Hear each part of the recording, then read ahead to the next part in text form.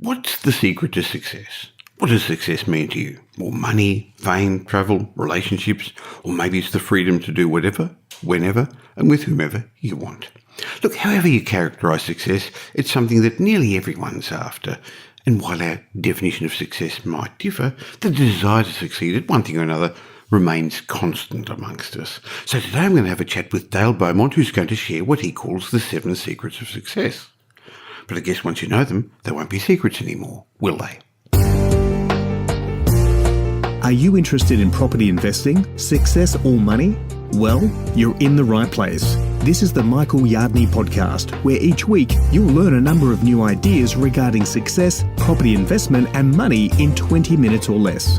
Our show is brought to you by Metropole, who specialise in helping you grow, protect and pass on your wealth through strategic property advice. Now here's your host, Michael Yardney, who has once again been voted Australia's leading property investment advisor. That's the 4th time he's won a similar award in the last 6 years.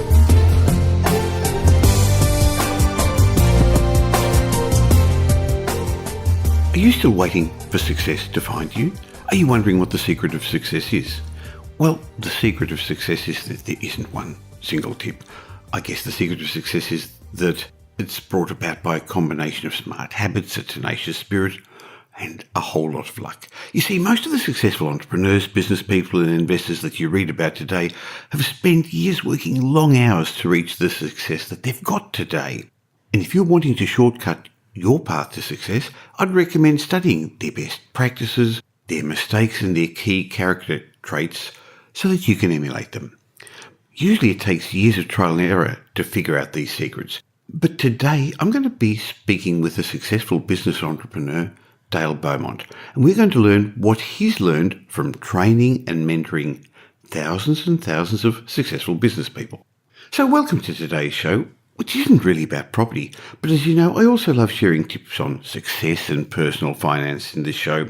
So even though we're not going to be talking about real estate, if you're wanting to become a more successful investor, there's plenty in my chat with Dale that's going to be relevant for you. And if you're in business or planning to get into business, or if you're in a professional practice, you'll love what Dale has to share. Now, before we get on to our chat, I've been busy slaving away preparing this year's real estate property renovations and development workshop. So if you're interested in stepping up your property investing to the next level, go to realestateworkshop.com.au, because I've been running this workshop since 2003, and you're going to learn the secrets to building a successful portfolio at the wholesale level by becoming a property renovator or developer. realestateworkshop.com.au. Find out all about it and join me for 2 days in October. Now, I've known Dale Beaumont for over a decade, and he's an award-winning technology entrepreneur, he's an international speaker, and he's an author of 16 best-selling books. Now, Dale started his first business at the age of 19, and he's been building companies ever since. One of those companies is now a multi-million-dollar enterprise, and this has enabled Dale to become an investor, a philanthropist, and to step foot in 70 countries. Dale is the real deal. I've known him for a long time. He's been featured in Forbes, in Huffington Post, in Business Insider, in Gizmodo, just to name a few. And I know Dale's got a passion to give back, and his aim is to help 1 million entrepreneurs around the world with his revolutionary app, Bizversity.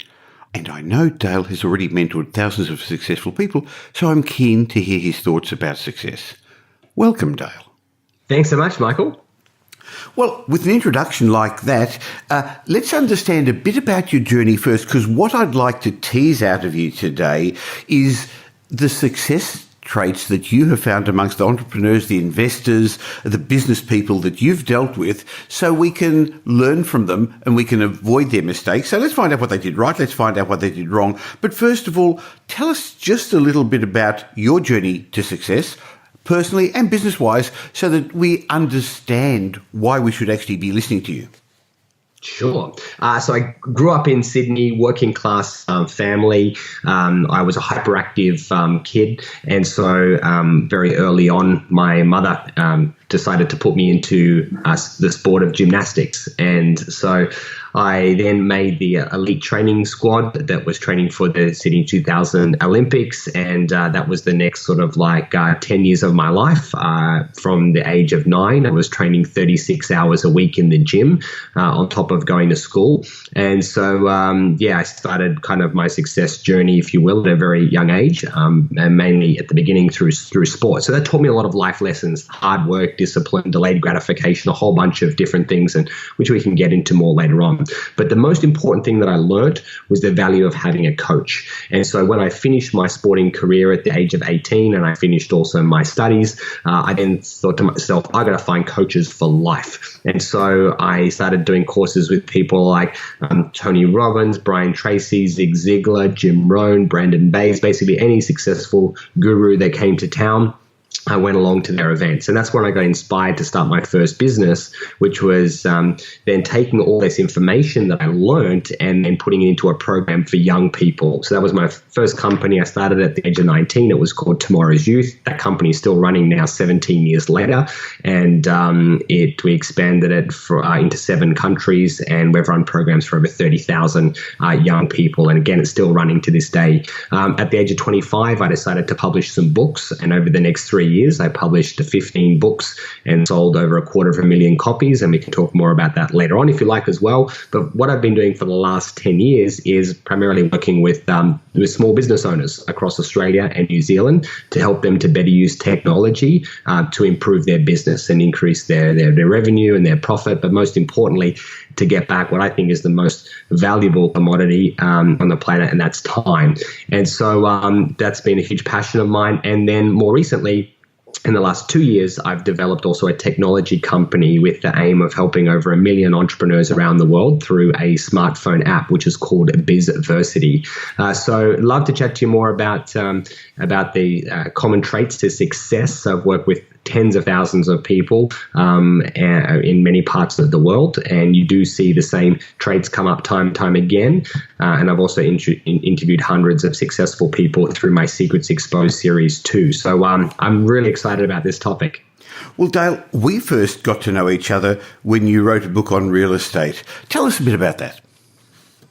Yeah, exactly. So the reason why I wrote this series of books to begin with is, I think there's 2 ways to live your life. One is through trial and error, and do something, doesn't work, do something, doesn't work, and eventually you might get somewhere. But that could take you 10 or 20 years to kind of get a result. But we all know there's a much smarter and much faster way to achieve success, and that's through following a recipe. Basically finding someone else that's already done what you want to do or something very similar and do whatever it takes to learn from them. So what I decided to do was to go out there and interview different experts in a range of different topic areas and put them together in a way that was easy for anyone to access. So I did a book on real estate, I did a book on stock market, I did a book on many books on business, did books on leadership, and it was the same sort of formula. So in the case of real estate, I found 16 different real estate experts and interviewed them all, and then put all of their ideas and strategies together in one book. So, and there was people that were experts in residential, some were into positive cash flow, some were into capital growth or negative gearing. There were others that were interested in development or renovation or negotiation or commercial. So in one book, you could get a bit of a taste of all the different strategies, and from various experts. There were some differences, but there were a lot of common traits, which I'm excited to talk about. And it was a fantastic book, and we're going to be producing another one again. It was a groundbreaking book at the time. One of the interesting exercises today is to look back and see how many of them are still around. That's the topic of another discussion. But that's one of the things that I'd like to get onto now, because in your business and in my business, in my personal life, in my business career, in my investing, I've made lots of mistakes as well. Fortunately, I've learned from them and I've gotten up one more time. I've spent a lot of time studying people, and I had many of the same mentors as you, some real, some virtual. I've understood the benefit of coaches rather than trying to do it all myself, which is what I tried to do the first part of my life, because I was taught, Dale, by my father, learn from trial and error. That's too hard. That's too disheartening, isn't it? Yeah, absolutely. If you want to, take a long time, you can do it yourself. However, again, I think that we're only on this planet for a short amount of time. And so if you want to get to where you want to go much faster, then you don't want to be repeating the same mistakes that other people have made. Sometimes a 10-minute conversation can save yourself, 5 years of heartache of doing something that was never going to work or going about things the wrong way. So I'm a big believer in education, self-education, but that, is now going to workshops or events or having coaches. I, in fact, spoke to a new coach this morning as well for a new project that I'm working on. For me, it's whatever I want to do. It's like, who out there has done something similar and what does it take to learn from them? And if it's a cost, I really don't mind, because if I don't pay that cost up front, I'm going to pay for that cost 10 times over in mistakes and delays. Dale, I fully agree with you, and that may not even be on your list of 7 traits I've asked you to talk about. I don't know what the list is, but one of the common traits I've found of all successful people is they do have coaches, they do have mentors, they do have advisors, and Dale, they're actually prepared to pay for them, while the average person doesn't have any coaches or advisors, or they take what they believe is free advice. And if you don't pay for the advice, then I've found you're actually the product, aren't you? Exactly. Because you're the one that's being sold a pup. So again, you've dealt with a lot of successful people. Let's work through some of the traits. Dale Carnegie asked Napoleon Hill to do this almost a century ago. He had 17 traits. I've asked you to distill it down to 7. All right, so let's get into them right now. Some of them are going to be ones that, some of them are going to be ones you've probably heard of before, but I've also thrown in a few other ones that may be a little bit unusual as well, and I'll take a bit of time to explain them and why I believe they're so important. But number 1 is desire. And this is really obvious, but and there's the classic saying, you can lead a horse to water, but you can't make them drink. At the end of the day, you've really got to want to achieve it. There's got to be that hunger, that desire. There's got to be that willingness to do whatever it takes. Now, just let me share a quick story. I can't remember if it was Kiyosaki or someone that sort of shared this story, but someone came to them and said, look, I really want to get some coaching from you, and I really want to, whether it was grow my business or become a millionaire, whatever their goal was. And so, the mentor said, okay, first step I'd like you to do is to shave your beard. And he's like, well, what's that got to do with, with what my goal is? And he says, well, if you want to work with me, that's what you need to do. And anyway, the guy came back the next day and said, no, I'm not prepared to do that because I don't understand what the point is. And he basically said, look, I can't work with you. I can't help you. It's nothing to do with the beard. It's just got to do with the fact that you're obviously not willing to do whatever it takes. You got to have be prepared to actually do things that are kind of uncomfortable and be prepared to be coachable and teachable, and you've got to have that desire to succeed. And sometimes when I'm coaching people, I find that I want success more for them than they want success for themselves, because they're watching, 20 episodes of Netflix a week, and they're kind of, and I'm all in family time and entertainment and leisure and all those type of things. But you just see people that, saying one thing, but doing another thing. And it's just kind of like, well, clearly I know you want to be successful, but just wanting to be successful is not enough. It's got to be something that's a burning, deep desire and passion, and you're going to do whatever it takes to make it happen and to have that strong work ethic. It comes through just a burning desire. And that was what Napoleon Hill discovered over 100 years ago. So that's not new, but it's super important. How bad do you want it? Sure. I think it's actually a level of commitment. We all want it. We all want a better life. We all want more success, whether it's in business, in property, and whatever, in relationships. But the question is, how far are you prepared to go? So when you were an athlete, I bet you learned that trait, because while I was in bed snoozing, you were probably up already and had done a couple of hours of exercise. That's commitment, isn't it, Dale? Absolutely. Yeah, that desire needs to be then turned into a commitment, and then, of course, action, which we'll talk more about later on. But you've got to have Point that number 2, hunger. Number two. So number two is the word determination, and there's a reason why I put them in this order as well. And you could also put another word next to that too, which is the word resilience. Because the moment you're going to go on any type of success journey, it's not going to be easy. There are going to be challenges and roadblocks, and there's going to be things that don't quite right. And sometimes at the beginning, you have more failures than you do successes, and that is part of the success journey. So you can start with a lot of desire, but then you just don't have the determinations or the resilience to sort of push through, and eventually you kind of then give up. So once you've got that strong burning desire, you need to have that resilience to basically push through any challenge, any obstacle that you're going to face, and just have that pure determination that you're not going to be denied and that you're going to keep pushing forward no matter what. Even when things look like they're not going to work, you've got to continue to keep going. I think that's one of the secrets of success, Dale, that most books don't talk about, that it's not easy. You are going to have those failures that you said. I'm actually a success at failure. I've failed more often than most people, but I've got up once more. And interestingly, Dale, that drives me. It happened yesterday in something just small in the office, and rather than letting it get me down, I thought, no, I'm actually going to show you, I'm going to prove it. And I actually did something that went above and beyond. And that's what successful people do, while the average person lets success be a stumbling block and they just go off in another direction. So desire, determination. What's the third trait, Dale, of successful investors, in property investors, entrepreneurs, business people?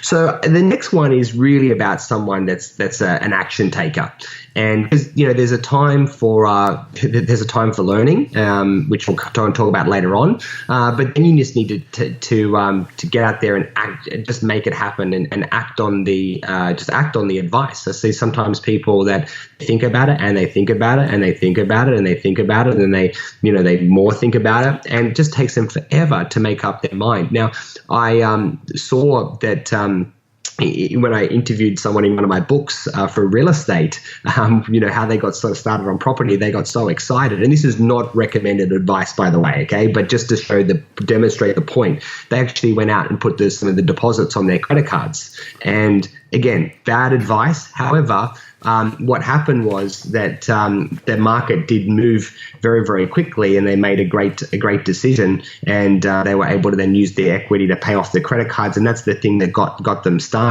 Yet there are probably other people that have been for 10 years thinking about buying an investment property and that are still thinking about it. So again, don't put your deposits on credit card. That's not the advice, but it's just, are you prepared to think and then go for it? But you just don't want to kind of wait for forever. So you've got to be an action taker. You're right. It's not the knowledge you have that makes you successful. It's what you do with it. In this world, you get paid for what you do with what you know, not for what you know. Otherwise, the academics and the librarians would be the wealthiest people. So having said that, though, you do need skills and you do need knowledge, don't you, Dale? Yeah, absolutely. So that's kind of number four, actually. Number four is self-education, and that's really where it's the sort of like it's the opposite of formal education. Formal education is school and university, and that has its place and is important. However, it's the education that you do outside of formal education that really makes all the difference. And I learned this from Brian Tracy. He said formal education will help you to earn a living, self-education will make you a fortune, and that's been the best advice that I've ever received. Now, I have probably invested well over $500,000 in my education over the last 15 years, but as a result, I've probably generated well over $30 million in income over that period of time. So I would never have been able to achieve that result had it not been for the self-education. If I hadn't, I'd probably still be in a job, making, $100,000 a year. And not have the business that I have today. So self-education is super important. Now, it can start with books and podcasts and don't really have DVDs or CDs anymore, tapes, but, YouTube videos. But then further to that, going along to workshops and events, I think there's a special dynamic that happens during live events, or even getting a personal coach or a mentor and actually pay them for their time as well, which will then make sure that you take it seriously and then you act on the advice as well. So self-education is so important, and I wouldn't be where I am today without it. No question about it. In fact, when I learned the power of personal development, it totally changed things. One of my mentors was also one of yours, the late Jim Rowan, who said you've got to work harder on yourself than you do on your job. If you don't like how things are going, you're not going to change the economy. You're not going to change the business world. You're not going to change the competition. You're not going to change the interest rates, but you can change yourself and the way you think. And when I recognised that, and when I understood the flip side, Dale, that if I don't change, it is not going to change, that made a big difference. So like you, I see personal education, personal development, business coaches, courses, seminars as a critical part of my growth. And I still spend hundreds of thousands of dollars a year on business coaches and on mentors. But I actually see it as an investment. For every dollar I spend, I get something like $30 back on that. So no question that it's a great investment. So I look forward to, after the short break we're about to have, Dale, come back and have a talk about another 3 traits of successful people, whether it's business, entrepreneurs or investors. So thanks for those 4. We're going to be back in just a moment after the break with another 3 traits.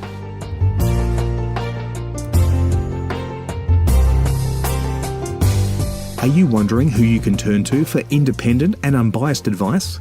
Metropole has helped beginning investors buy their first property. Experienced investors add to their portfolio, and sophisticated investors manufacture capital growth by becoming property investors. The team at Metropole Property Strategists have been involved in over $2 billion worth of property transactions, creating wealth for their clients, and they can do the same for you. It's a great feeling having the independent team at Metropole helping you formulate and implement your wealth-building property investment strategy. Arrange a time for an obligation-free chat at metropole.com.au. Welcome back. A couple of moments ago, we started a conversation with entrepreneur Dale Beaumont, and he talked about the 7 common traits of successful people. He explained to us that they have a desire, they have determination, they are action takers, and we spoke about the importance of self-education. Well, Dale, I asked you to come up with a list of 7 traits of successful business people, entrepreneurs and investors. What's the next one? So the next one's a little bit of an unusual one you may not have heard of before, but I do think this is really a sign of the times, and that is likability. Now, likability is understanding the fact that we can't operate in this world as an island. And if we're going to achieve any type of success, it's not going to be from just our own efforts. It's going to be through the efforts of others. That's why you'll never hear me say that I'm a self-made multimillionaire, because I think there's no such thing as no such thing. I fully agree. There's no such thing. That if you want to achieve, if you want to make millions, you can't do it alone. You need to have a team. And at the end of the day, that team needs to like you, because you can't just rule with an iron fist or through kind of fear, or just to bully people into to working for you. That might have worked 50 years ago, where people were kind of so scared and of losing their job that you could in a way buy loyalty or support. Now, especially with Generation Y or Generation Z coming through, they're not going to work for someone that treats people, poorly, and that yells abuse, and that just is not a nice person. So I do think that, you've really got to, the days of the Gordon Gekko, greed is good, kind of make as much money as you can and screw everyone else in the process. I think those days are gone. At the end of the day, it's not, I think, who makes the most amount of money in the short term. It's about who makes the most amount of money, or who makes a good amount of money over the long term. And if you burn people, burn bridges, then it eventually come back to bite you. And I've just seen so many people that have become very successful very quick, but they always screw it up and they lose it, because I think you've got to become, the person that is prepared to hold on to, that's able to hold on to the money that you make. So being likable, and I don't necessarily mean being a people pleaser, that's not that at all, but I'm not going to do things for people that I don't like or I don't respect. So if you can be someone that is likable, that people respect, and you're kind to others, and you're helpful, then the moment that you need something, or that you want to people want to do things to help good people. If a good deal comes along and you've really, you've spoken terribly to a real estate agent, for example, it's like, why would I give you the deal? Because you've treated me really poorly. I'd rather give it to someone that has been kind and that has been a nice person. So the principle of reciprocity. Dale, I think there's something else you mentioned there that's important, that no successful business person, multimillionaire, has done it on their own either. I think you glossed over it, but there's some gold in there that it is a team effort. I think one of the other things comes around is that if you're the smartest person in your team, you're in trouble. I know you've got a very successful and a large team, and while you're very smart in some areas, I know you've got experts in other areas. So you can't do it on your own, can you? No, you can't. You do need to develop a team of other people around you, because if you are doing it all yourself, then there's just not enough hours in the day. And you can make a few $100,000 maybe through your own personal efforts. But if you want to make millions, you can't do it alone. You need to enroll other people. And to that end, you need to be someone that can get along with others and that will inspire people and people want to work for. So you've got to inspire them, you've got to lead them, you've actually got to show the vision. Dale, we're working through the list of 7 common traits of successful people that you've gleaned from working with so many successful and I guess also unsuccessful people to see what they've not done. What's the next one, Dale? So the next one's, again, another sort of like interesting one, and that's really around systemization. And this is, again, something that I've noticed sort of like, more and more. And that is that, when it comes to achieving success in kind of any area, it's about how do you use your hours in the most efficient way. There's a saying, the millionaire and the beggar have the same amount of hours in the day, and why do some people make millions and some people end up broke? It's not because necessarily one's working harder than the other. It's just sometimes it is, but normally it's just the right type of activities. And so what I developed very early on was this kind of like mindset of if I am ever doing something that's a repeatable task, I have a mouse pad that says these words. It says, will I ever have to do this again?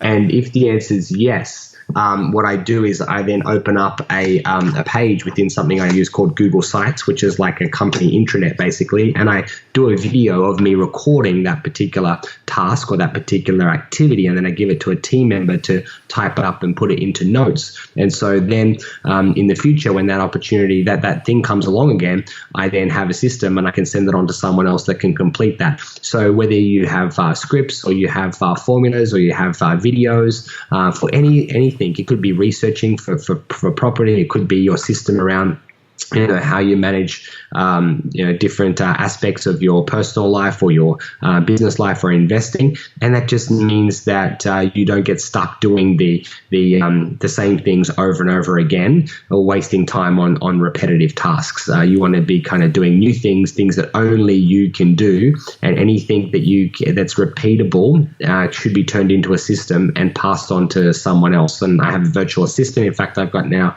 nearly 20 staff in the Philippines that have taken different activities that we used to do internally, but once we've developed a system, we've passed those off as well. And that's not because I don't want to employ staff in Australia, I do, but if I'm employing staff in Australia, paying them Australian wages, I want them doing really important tasks and things that are much more strategic and require a lot more thinking. But anytime they've got it down to a series of steps, then we systemize it and we pass it on to someone else that can get that done at a fraction of what it would cost for us to do.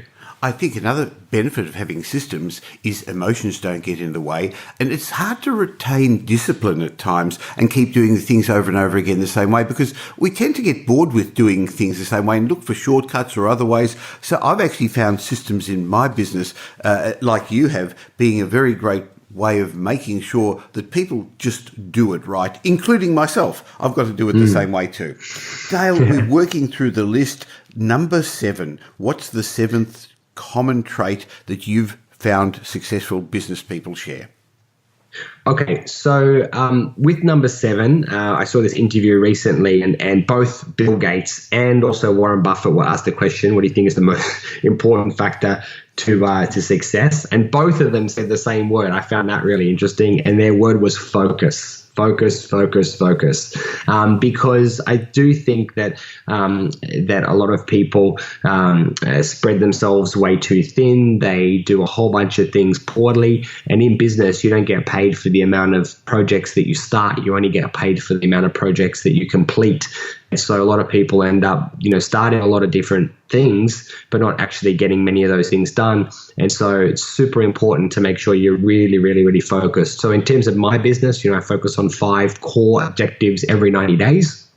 And if I'm not, working on one of those 5 objectives, I'm kind of just spinning my wheels. And so what I really need to do is just make sure that every single day I'm picking one of those 5 things and I'm taking action and working on it to take the company forward. So focus is really, really key. Otherwise, you just getting things done. So focus. Well, I think you've also got to focus on the right things, Dale, because a lot of people find themselves very busy, but they're not productive. So therefore, and I know you're very much into time management also, you've got to focus on your A-class activities. And that goes back to some of the things you said before. That's why you delegate things to the Philippines, because you're focusing on tasks that are worth much more per dollar hour, as are your local team as well. So focusing on the right things.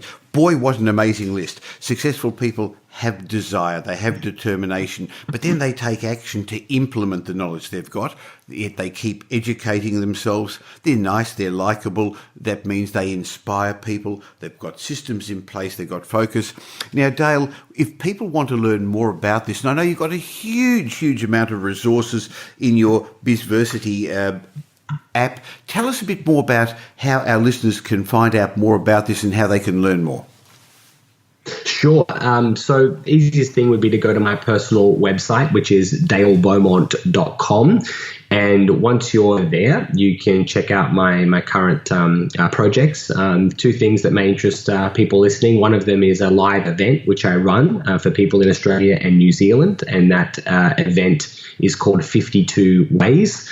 So you can check that out on my website. But the other one that you mentioned is an incredible smartphone app, which is called Bizversity. And the easiest way to think about it, it's like Netflix, but for business. So there are literally thousands of videos from some of the world's most successful entrepreneurs, which I've curated and put into a smartphone app that anyone can download for free. So you can go to bizversity.com, or you can find the link from my personal website, and you can then go ahead and download the app, and it really is amazing. So I would encourage people to follow through on what I said, which is about self-education, and keep listening to your podcasts, which are amazing, and also download Bizversity as well, or come along to one of our live events. Well, I'd commend that also. And I think my listeners know that there's actually very few other people whose live events I recommend. But Dale, I've been doing that for over a decade now. There's you and only 1 or 2 others that I've been comfortable doing that, because you're not a theorist. I actually like learning from people who've done it. So if somebody wants to get into business and be successful or expand their current businesses, then you actually have to learn from somebody who's already achieved the goals that you want to. And Dale isn't a theorist. He's actually a doer. As he said, he started his first business at 19 and he's been building companies ever since. And that's an amazing resource. So the Bizversity, so there'll be links to that and your personal website in the show notes, so people can just scroll down where they're currently listening and they can click the link and go straight through there. Dale, thank you so much for sharing your knowledge, and I look forward to having a chat with you again at some time on the Michael Yardney podcast. Thanks so much, Michael. It was great chatting. Well, there you have it. Thanks for sharing the last little while with me, and now understanding some steps that could get you closer to success. Before we finish up today, I'd like to share with you a review I received on iTunes from Ducks Dave. By the way, I'd love you to leave a review on iTunes. It helps inspire me to keep offering you this great content, and I'd really appreciate if you could send details about the show to a friend or two through Facebook, through Twitter, or just passing on the link to this show, because it helps get the message out and maybe other people will aspire to success. It's our way, your way, and my way of passing the message forward. But here's the message from DJ Sue. By the way, if you leave me a review, on iTunes and email me at michael@metropole.com.au and tell me. I will send you a copy of my book, any book you just choose. So here's the review. Hi, Michael. Love the podcasts and all that you give back to us budding investors. We'll never miss a blog or a recording. If you've got time to speak it, I got time to listen. And if you've got time to write it, I got time to read it. Hey, that's good words. And he finishes off by saying, thank you, Michael, from DJ Soup. If you'd like to leave a review, michaelyardneypodcast.com/review, and it will get you to the right place in iTunes. Look forward to spending some time with you again this time next week. Thanks for listening to this week's episode of the Michael Yardney podcast, which was brought to you by Metropole, who help their clients grow, protect and pass on their wealth through strategic property advice. If you got value from listening to this podcast, please leave us a review and we'll read it out on a future show. Just go to michaelyardneypodcast.com/review and it will take you over to iTunes where you can enter a review and let us know what you think. We'd really appreciate it. If you don't already subscribe on iTunes or on your Android phone, you'll find us there as Michael Yardney Podcast. If you'd like to gain instant access to the show notes or a transcript of the show, head across to michaelyardneypodcast.com. Watch out for our show next week. You learn some new ideas about property investment, success and money in around 20 minutes.